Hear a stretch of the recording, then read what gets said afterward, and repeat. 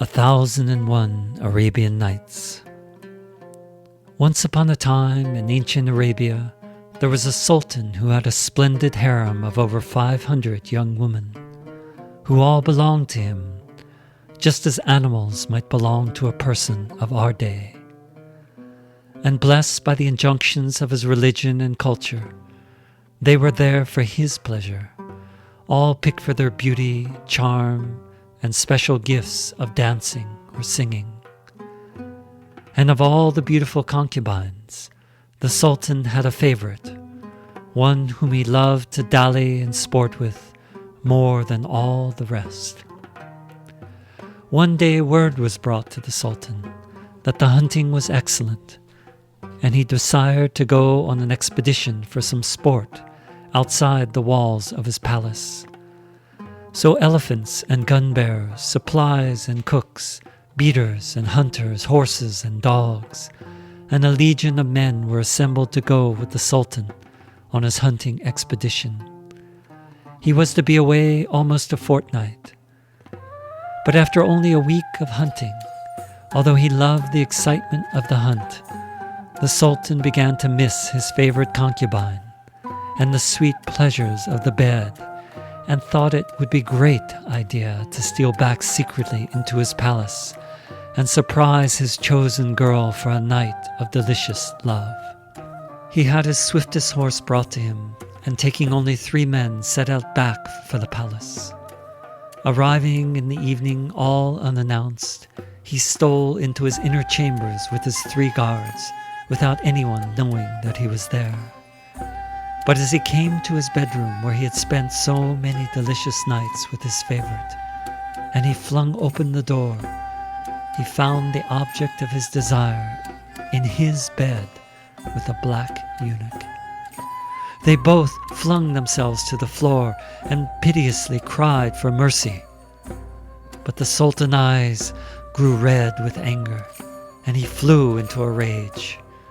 In an angry voice he called for both of them to be seized, and for the eunuch to be tortured slowly to death. And for his concubine, he didn't even look at her. His heart had been spoiled, and its doors were now shut. He told his guards to gather together the harem, to take all of them to the wall above the river, and then, in front of all of them, to put the young woman in a burlap bag with 3 cats from the palace, and throw them in the river to drown. From that time on, he lived as one betrayed by life, and especially as one who had seen the source of that betrayal as a woman. Indeed, all the women of his harem, for he felt surely they were all in this together. From that time on, whenever a girl was called to be his companion for the night, she was never seen by her sisters again. For after he had made love to the girl, he had her killed. All the girls lived in utter fear of the Sultan, and the atmosphere in the palace became one of a graveyard. There was no real happiness. Not a soul dared to show delight, nor humor, nor joyous laughter. Whenever a girl was chosen to spend the night with the Sultan, she knew it was to be her last night alive. All her sisters in the harem comforted her, knowing that this was to be their fate as well, and all suggested ways of pleasing the Sultan, and perhaps pleasuring him so exquisitely that he would be compassionate towards her and let her live. Whenever a new girl was brought before the Sultan, he told her to undress and get into bed with him. Each young girl sought to do his bidding in such a sensual, beautiful, seductive, delightful, eager, and alluring way, praying that she would please him with her beauty and charm alone, that she would pleasure him so well that he would not kill her. But none of the young girls ever returned. One night the Sultan chose a concubine by the name of Scherazade to come to him. She heard that the Sultan had chosen her as he watched the girls bathe from behind the carved screens where he often came to pick his companion for the night.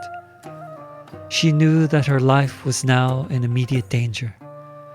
She knew that tonight was to be her last night alive, unless she could please the Sultan. She wondered whether she would ever see her young friends or family again. She knew that unless she did something extraordinary tonight, many more, indeed all, of the young girls who lived within the harem would die. That evening, a full moon rose in the east, and sweet-scented jasmine wafted through the shutters of the palace windows. The Sultan lay on satin sheets on his huge bed. Frankincense, myrrh, and camphor filled the room, lit only by candles. Scherazade was brought in by the eunuchs, freshly washed, and the door was closed behind her. She looked at the Sultan. He lay on his bed and looked at her. Not a sound could be heard from anything or anyone. She bowed before him. He continued to look at her as at something, but not at someone. As a man might look at something he pitied and yet loved. He spoke. "Take off your clothes." She took a step forward, radiant and strong in the acceptance of her fate. She addressed him. "O great Sultan, it is said that the beauty of a woman is one of the delights that has been given to man by God. Do you know how this gift was first given and why? Do you know who the first woman was and how she looked and why God gave her to a man? Do you know the story of their first night together and what became of them?" The Sultan heard the words of the concubine Scherazade and sat up a little and looked at her. He was intrigued. None of the girls had ever come to him like this. Most he knew were scared to death, and they sought only to please him immediately with their beauty and feminine charms. Here was something different. "Tell me this story, and then we will make love," he said. And so she began. Scheherazade began a story that started high up in the mountains of the heart, and like a small spring burst forth in such happy and delightful purity, that the Sultan was absorbed in its flow and turns and twists, and delights and adventures, so that the whole night went by like a single moment of pleasure, and the sun had begun to lighten the sky in the east, and she had still not finished her story. The Sultan, both pleased and delightfully exhausted from listening, bade her go to sleep and told her to continue the story the next evening. The next evening was much like the first, except the story became more interesting and was still not finished as the sun lit the minarets of the Sultan's palace, and again the Sultan bade Scheherazade go to sleep, and he would continue the story the next evening.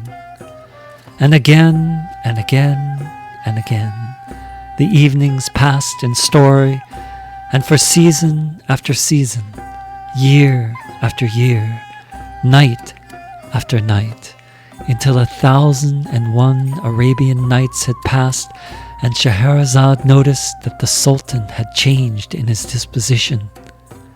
He was able to feel again, beyond his hurt, and he was able to trust and appreciate and to laugh and to marvel at the wondrous story that was spread out before him, and he began to marvel at the wondrous life that was spread out before him, and he felt remorse for what he had done to the young sisters of Scheherazade, and his heart softened, and he fell in love with the one who had been the bringer of this gift in the world for him. And he married Scheherazade, and made her his sweet wife.